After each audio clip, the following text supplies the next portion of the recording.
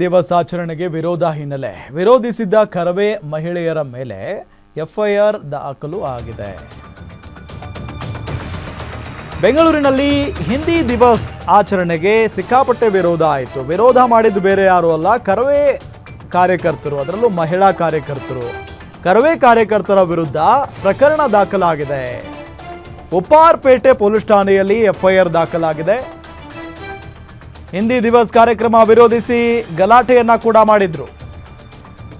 Banner ಹರಿದು ಹಾಕಿ ಪ್ರತಿಭಟನೆ ಮಾಡಿದ್ದಕ್ಕೆ ಎಫ್ಐಆರ್ ದಾಖಲಾಗಿದೆ. ಈಗ ಕಾರ್ಯಕ್ರಮದಲ್ಲಿ ಹಿಂದಿ ವಾಲಾಗಳೇ ತುಂಬಿಕೊಂಡಿದ್ರು. ಪೊಲೀಸರು ಬಂದಾಗ ಬ್ಯಾನರ್ ತೋರಿಸಲು ಹೋಗಿದ್ವಿ. ಪೊಲೀಸರು ದರ್ಪ ತೋರಿ ನಮ್ಮನ್ನ ತಳ್ಳಾಡಿದ್ರು. ನಾವು ಹಿಂದಿ ವಿರುದ್ಧ ಅಲ್ಲ, ಹಿಂದಿ ಹೇರಿಕೆ ವಿರುದ್ಧ. ಕರವೇ ಮಹಿಳಾ ಘಟಕದ ಅಧ್ಯಕ್ಷೆ ಶ್ವೇತಾ ಹೇಳಿಕೆಯನ್ನ ಕೊಟ್ಟಿದ್ದಾರೆ.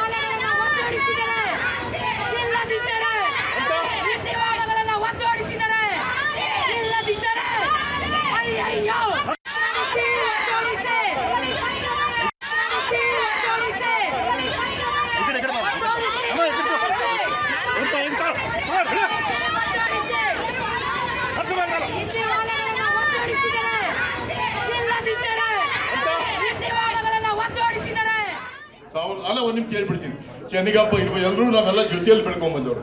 ಬಟ್ ಇಲ್ಲಿ ಅವ್ನು ತಪ್ಪು ಮಾಡಿದೆ ನಮ್ಮ ಅನ್ನೋದು ನಾನು ಒಪ್ಕೊಳ್ತೀನಿ. ಆ ವಿಚಾರದಲ್ಲಿ ನಾನು ನಾಣ್ಗೌಡ್ರು ನಾನು ಮಾತಾಡ್ತೀನಿ. ವಿಚಾರದಲ್ಲಿ ತಪ್ಪಾಗಿದೆ, ಒಪ್ಕೊಳ್ತೀನಿ. ನಾನು ತಪ್ಪಾಗಿ ದಯಮಾಡಿ ಕ್ಷಮೆ ಕೇಳ್ತೀನಿ, ಎಲ್ರಿಗೂ ಕ್ಷಮೆ.